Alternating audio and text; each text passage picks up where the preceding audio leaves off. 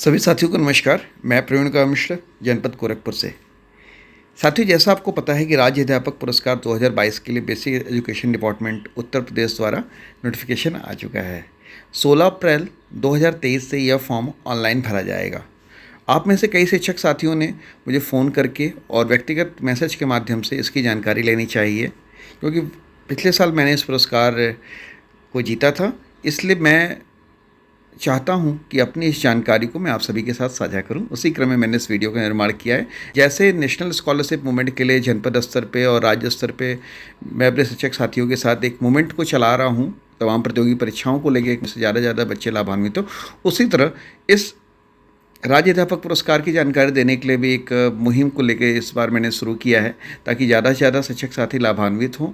और उन्होंने जो एक दृढ़ संकल्पित होकर एक प्रतिज्ञा की है और अपने कार्यों को उच्च स्तर पे, उच्च मंच पे ले जाने के लिए जो एक प्रयास किया है, उसमें मैं उनका सहयोग कर सकूं।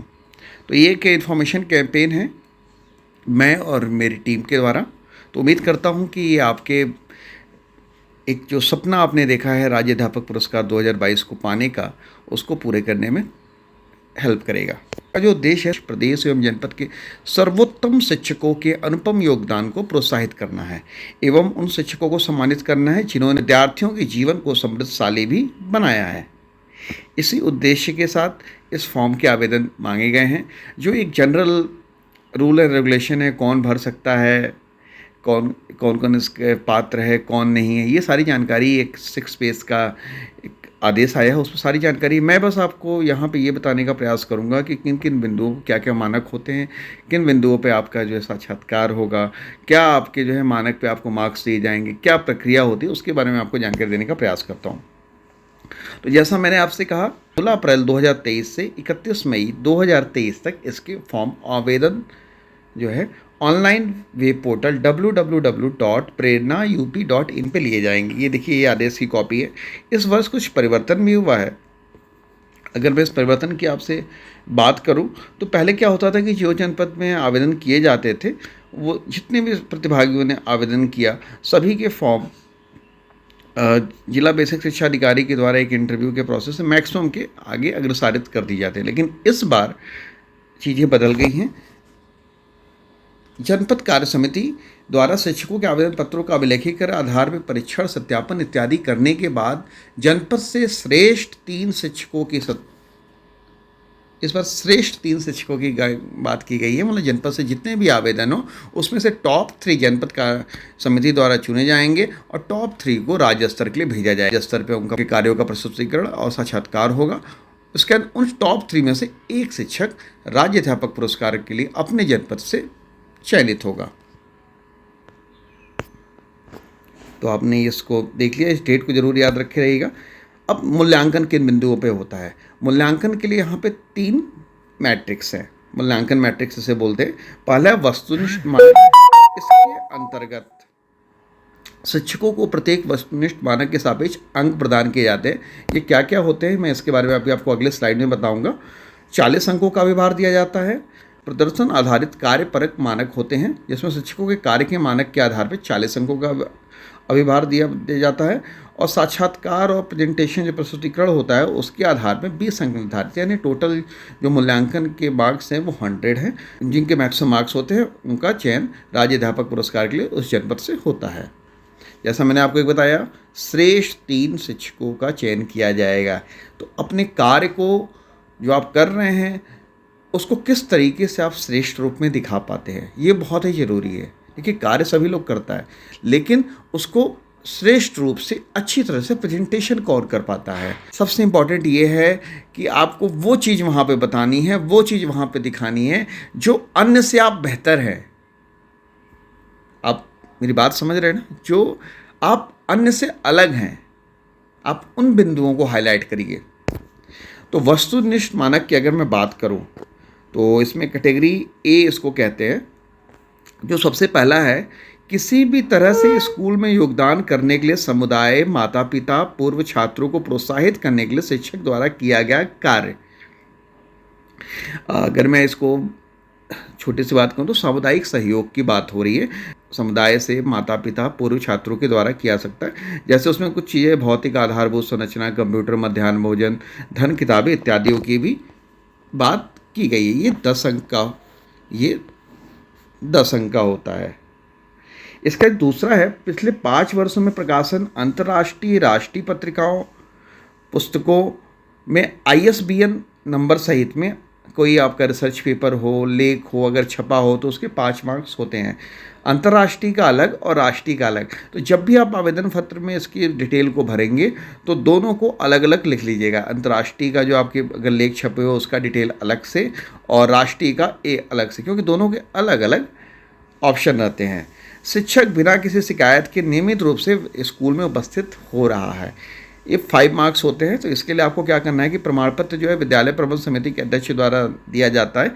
उस पर एक लिखा रहेगा कि मैं बताता हूँ कि फला टीचर फला विद्यालय में जो सहायक अध्यापक के रूप में कार्यरत है, नियमित रूप से विद्यालय में उपस्थित होते रहते हैं। उसमें उनकी तरफ से एक प्रमाण पत्र या खंड शिक्षा अधिकारी और या जिला बेसिक शिक्षा अधिकारी प्रति हस्ताक्षरित होगा। ये 5 मार्क्स का है।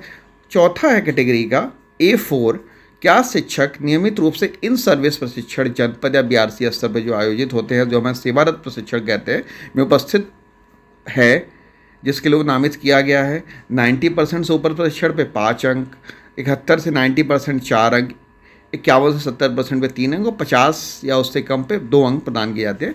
तो लगभग सभी लोग अपनी जो भी ट्रेनिंग होती है उसमें हम प्रतिभाग करते ही हैं। तो आप अपने देख लीजिएगा कि आपने क्या सभी ट्रेनिंग में प्रतिभाग किया है। छात्र नामांकन और उपस्थिति बढ़ाने और ड्रॉप आउट कम करने के लिए आपके द्वारा क्या कार्य किया गया है ना। इसका एक 5 मार्क्स इस पे होते हैं। क्या शिक्षक ने दीक्षा के अंतर्गत प्रशिक्षण में प्रतिभाग किया है। जो हमारी ऑनलाइन ट्रेनिंग दीक्षा ट्रेनिंग होती है पिछले 2-3 साल से, कोरोना के दौरान में कई ट्रेनिंग सही विभाग के द्वारा ट्रेनिंग्स भेजी गई है राज्य परियोजना कार्यालय द्वारा। तो क्या हमने सभी ट्रेनिंग में प्रतिभाग किया, कितनी ट्रेनिंग में प्रतिभाग किया है, उसके भी मार्क्स हैं यहाँ पे। SCRT तथा बोर्ड या NCRT के लिए ई सामग्री, पाठ्य पुस्तक, शिक्षक हस्त पुस्तिका का विकास, उसमें उसका क्या योगदान है शिक्षक का। तो विद्यालय स्तर के साथ साथ आपकी बहुमुखी जो प्रतिभा है उसका भी आपने क्या यूज किया है, उसके बारे में भी यहाँ पे 5 मार्क्स दिए जाते हैं। अगर SCRT बोर्ड या NCRT के लिए आपने कोई ई सामग्री बनाई है, ई कंटेंट कुछ बनाया हुआ है, तमाम शिक्षक साथी उसको बनाते रहते हैं, तो अगर आप उनमें से एक हैं तो आपको यहाँ पे मार्क्स मिल सकते हैं। पाठ्य पुस्तक अगर आपने उसमें कुछ बुक्स में कुछ योगदान दिया है पाठ्य पुस्तक बनाने में, शिक्षक हस्त पुस्तिका बनाने में, तो उसके मार्क्स भी हैं। तो ये टोटल करने के बाद 40 मार्क्स के ये वस्तुनिष्ठ हो जाते हैं। दर्शन आधारित या कार्यपरक मानक, ये कैटेगरी B होता है। तो इसमें क्या है कि छात्र छात्राओं पर अपने शिक्षण के अधिक प्रभाव के लिए शिक्षण द्वारा किए गए अभिनव प्रयोग, ICT आनंददायक सीखने की तकनीकी का प्रयोग, शिक्षण तकनीकी सामग्री से कम लागत वाली शिक्षण सहायता आदि दिन प्रतिदिन प्रशिक्षण गतिविधियों में उचित शैक्षिक दृष्टिकोण का विकास। तो ये नवाचारों की बात की गई। कितने आप नवाचार अपने विद्यालय में आपने यूज किए, उनका सबका डिटेल होना चाहिए। क्या नवाचार थे, नवाचार में क्या कार्य योजना थी और उसका क्या प्रभाव रहा। 15 मार्क्स का है, तो इसकी कोई संख्या नहीं है, आप जितने ज़्यादा उसमें दे सकते हैं दे दीजिए। दूसरा है, ये सबसे महत्वपूर्ण आया है, इस बार नया है, 2nd नंबर पे, निपुण भारत के लक्ष्यों के प्राप्ति हेतु शिक्षकों द्वारा किए गए कार्य व प्रयास। मैं हमेशा कहता हूं कि एक शिक्षक के रूप में हमारा आकलन बच्चों के परफॉर्मेंस के हिसाब से होगा। और आज लगभग 7 साल मुझे भी इस विभाग में हो गए, और ये एक नया चीज़ इसमें ऐड हुआ है कि बच्चे प्रतियोगी परीक्षाओं में क्या प्रतिभाग करते हैं, कैसे उनकी परफॉर्मेंस रही है, इन सब चीज़ों से हमारा आकलन किया जाएगा। टोटल 15 मार्क्स हैं। पहले में क्या है, निपुण भारत लक्ष्यों की प्राप्ति है तो शिक्षक द्वारा किए गए कार्य व प्रयास, प्राथमिक विद्यालय के संपर्क में निपुण बच्चों की कक्षावार संख्या, प्रतिशत, नवोदय विद्यालय में प्रवेश पाने वाले बच्चों की संख्या, विद्या ज्ञान परीक्षा में उत्तीर्ण करने वाले बच्चों की संख्या। तो आपके विद्यालय से अगर बच्चे इसमें प्रतिभाग करते हैं, बच्चे उत्तीर्ण होते हैं, तो आप इसको जरूर मेंशन कीजिएगा, क्योंकि इसमें 10 मार्क्स है। उच्च प्राथमिक विद्यालयों के संदर्भ में राष्ट्रीय योग्यतादायी छात्रवृत्ति परीक्षा में उत्तीर्ण छात्र छात्राओं की संख्या, इंस्पायर अवार्ड में प्रतिभागिता एवं छात्रवृत्ति पुरस्कार, ये सारी डिटेल्स भी उच्च प्राथमिक विद्यालय के शिक्षक साथी कर सकते हैं। इसके अलावा अगर आपके पास और भी बच्चे हैं जो प्रतियोगी परीक्षाओं में हो रहे हैं, जैसे श्रेष्ठा में हैं, पीएमएसएसवी में हैं, सैनिक स्कूल में जो बच्चे प्रतिभाग करते हैं, अगर वहाँ सफल हो रहे हैं तो उनकी भी आप डिटेल दे सकते हैं। नवोदय विद्यालय का ऑलरेडी है ही, राष्ट्रीय आय में योग्यता आधारित inspire award, national science Congress, तो इन सब चीज़ों को भी आप वहाँ मेंशन कर सकते हैं। 10 मार्क्स होते हैं। इसके अलावा अतिरिक्त पाठ आगामी गतिविधियों का आयोजन, खेलों में छात्र छात्राओं का कैसा प्रदर्शन रहा, हमारे यहाँ संकुल स्तर, ब्लॉक स्तर, जनपद स्तर, मंडल स्तर, राज्य स्तर, तमाम प्रतियोगिताएं होती है खेल की। या फिर इसके पहले जो कोविड के दौरान मेरी उड़ान प्रतियोगिता थी, तो इसमें बच्चे क्या प्रतिभाग किए, क्या किन प्रयोगों के प्रभाव के आधार पे उन्होंने किया, कैसा उनका परफॉर्मेंस रहा, इस पर भी 5 मार्क्स हैं। ये आपकी 15 मार्क्स अलग से इसमें बताया गया है कि 15 मार्क्स भी पाए जाते हैं। इसके पहले जो इस पर पिछले साल जब मैंने इसमें इस एग्जाम के लिए प्रतिभाग किया था, राज्य अध्यापक पुरस्कार के लिए प्रतिभाग किया था, तो उसमें कोरोना से संबंधित था कि कोरोना के दौरान आपने क्या योगदान दिया। लेकिन इस बार ये शिक्षक के आकलन की बात की गई है, जो बहुत ही महत्वपूर्ण है। और हमारे ज़्यादातर शिक्षक साथी जो एनएमएस की मुहिम में, इंस्पायर अवार्ड की मुहिम में, प्रतियोगी परीक्षाओं की मुहिम में हमारे साथ जुड़े हैं, तो उनको इससे ये 15 मार्क्स का फ़ायदा होने वाला है। इसके अलावा तीसरा जो पॉइंट है B3, जिसको मैं कह रहा हूँ, विद्यालय और संरचना तथा बच्चों के बीच सामाजिक जागरूकता उत्पन्न के लिए समाज की गतिशीलता। समाज ने आपके अपने से आगे बढ़ के क्या सपोर्ट किया, ठीक है, बच्चों ने जो है उन चीज़ों से सीखते हुए क्या उसमें खुद ही इनिशिएटिव लिया, जैसे इको क्लब वगैरह का है, वो आप मेंशन कर सकते हैं। गत वर्षों में कोई अन्य उपलब्धि, राष्ट्रीय राज्य स्तर पर कोई पुरस्कार आपने जीता हो, उसको भी आप मेंशन कर सकते हैं। अगर आपने राष्ट्रीय स्तर पर जीता है तो उसका अलग कॉलम रहेगा, राज्य स्तर पर जीता है तो उसका अलग कॉलम है। तो ये भी टोटल जो है 40 मार्क्स का है। जो भी मैंने आपको मानक बताए हैं, इन मानकों से संबंधित कार्यों का लिखित कंटेंट आप तैयार कर लीजिएगा। मैक्सिमम 100 शब्द में, हर टॉपिक के हिसाब से, हर मानक के हिसाब से 100 शब्द में तैयार कर लीजिएगा। उसको वर्ड काउंट्स में जाके आप गूगल वगैरह के थ्रू जाके चेक भी कर सकते हैं, 100 से ज़्यादा ना हो, क्योंकि अदरवाइज फॉर्म सबमिट नहीं होगा। पिछली बार तो ऐसा ही था, इस बार का भी पता नहीं है, 1-2 दिन में फॉर्म आ जाएगा तो जानकारी मिल जाएगी। लेकिन हमारे समय में 100 शब्द था, तो 100 शब्द के हिसाब से हम आपको बता रहे हैं। संबंधित कार्यों का वीडियो बना लीजिएगा। मतलब आपके पास, मान लीजिए आपने जो है सामुदायिक सहयोग की बात की, सामुदायिक सहयोग में जो है किसी ने लैपटॉप भी आपके विद्यालय को दिया है, किसी ने आपके विद्यालय में झूले लगवाए हैं, तो ऐसे ही करके कई सामुदायिक सहयोग हैं, तो उन सबके एक वीडियोस आपके पास होने चाहिए। देखिए नहीं है तो कोई बात नहीं, अब तो वो नहीं आ सकते, लेकिन अगर है तो उसको एक एक करके जो है यूट्यूब पे अपलोड कर लीजिएगा या ड्राइव में डाल दीजिएगा नाम के साथ।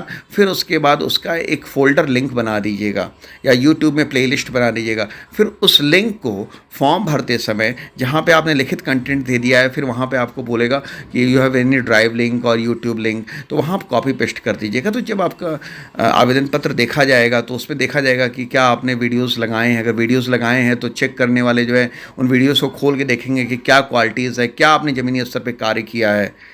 और तीसरा है मानकों से संबंधित कार्यों का पीडीएफ। आपने अलग अलग काम किए हैं तो उसकी पीडीएफ बना लीजिएगा, फोटोग्राफ। और फोटोग्राफ से एक काम करिएगा, उनको व्यवस्थित ढंग से लगाइएगा, ताकि अगर कोई उसे देखे तो उसे पता चले कि हाँ ये कार्य हुए हैं, नंबर वाइज रहे 1 2 3 4 5 6, ताकि वो आपके कार्यों में वर्सेटाइलिटी दिखेगी, क्या हाँ काम बहुत ही व्यवस्थित ढंग से और बहुत अच्छी तरीके से विद्यालय पर हुआ है। एक इम्पॉर्टेंट, जैसे आप फॉर्म बना करेंगे, मानक का जो हमारे पास ये वस्तुनिष्ठ मानक और कार्यपरक मानक मूल्यांकन के लिए जो मानक हैं, उससे पहले सबसे पहला जो ऑप्शन आता है वो आता है आत्मकथा, उपलब्धियां। मैक्सिमम 200 शब्दों में लिखना रहता है कि मैंने क्या कार्य किया विद्यालय के लिए, क्या उससे परिवर्तन है। तो कम से कम शब्दों में बड़ी सारी बातें रख देनी है, गागर में सागर भरने वाली एक स्थिति रहेगी आपके लिए। 200 शब्दों में आपको सारी चीज़ों को करना है। सपोर्टिंग पीडीएफ भी आपको लगाना है कि आपने कैसे कैसे चीज़ों को काम किया, क्या उससे फ़ायदा हुआ, आप क्या काम करें। तो अपनी बायोग्राफी आपको देनी है। और एक चीज़ याद कीजिएगा, जो भी आपके पास पीडीएफ वगैरह आप अपलोड करेंगे वो 4 MB से ज़्यादा का नहीं होना चाहिए, चेक कर लीजिएगा, अदरवाइज आप परेशान हो जाएंगे। उसको एक बार कंप्रेस करेंगे, सभी चीज़ों को पहले, अभी आपके पास 1.5 महीने का टाइम है, सभी चीज़ों को व्यवस्थित ढंग से रख लीजिए। एक एक पॉइंट्स पे, एक एक मूल्यांकन के मानक बिंदु पे आप तैयारी कर लीजिए। पिछले 5 वर्षों का नामांकन का ब्यौरा बालक बालिका वाइज यूडाइस के अनुसार वो डिटेल आप जरूर रख लीजिए, क्योंकि वहाँ आपको लिखना पड़ेगा। पुरस्कार प्राप्त करने के समर्थन में अभिकथन है कि आपको पुरस्कार क्यों मिले, आप क्यों लोगों से अलग हैं, इसके बारे में भी सोच लीजिएगा। क्योंकि ये जो बिंदु है ना, आप जब इन पे तैयारी करेंगे, इन पे जब आप बात करेंगे, आप जो है जब सोचेंगे, तो आप बेहतर लिख पाएंगे अपनी, इसलिए 1.5 महीने का टाइम दिया हुआ है। जल्दबाजी बिल्कुल नहीं है। आप फॉर्म को ससमय भर दीजिएगा, वो ज़्यादा इम्पॉर्टेंट है, क्योंकि श्रेष्ठ 3 को जाना है, समझ रहे हैं, टॉप 3। अगर आपको बेस्ट होना है ना, तो तैयारी भी बेस्ट होनी चाहिए। केवल राज्य अध्यापक पुरस्कार अप्लाई करने के लिए अप्लाई मत कीजिए, राज्य अध्यापक पुरस्कार पाने के लिए अप्लाई करिए। तो मैं भी सोचता हूँ, मानता हूँ कि हमेशा अपनी को do your best leave the rest. जो चीज़ें, जो सिचुएशन आपके हाथ में नहीं है, उनके बारे में ज़्यादा बात नहीं करते। जो हमारे हाथ में, हम उस पर ही बात करें, उस पर ही काम करें। तो आप सभी को अग्रिम शुभकामनाएं। जल्दी एक गूगल मीट में ऑर्गेनाइज करूंगा, जब ऑनलाइन फॉर्म 16 अप्रैल से स्टार्ट हो जाएंगे, तो कोशिश करूंगा कि एक ऑनलाइन डेमो फॉर्म आपको दिखा सकूं गूगल मीट के माध्यम से, कैसे फॉर्म भरा जाता है, कहाँ पे क्या फॉर्म भरा जाएगा, यूट्यूब प्लेलिस्ट कैसे बनाएंगे, गूगल ड्राइव कैसे बनाएंगे, गूगल ड्राइव में कैसे अपलोड करेंगे, अपनी चीज़ों को कैसे व्यवस्थित ढंग से रखें।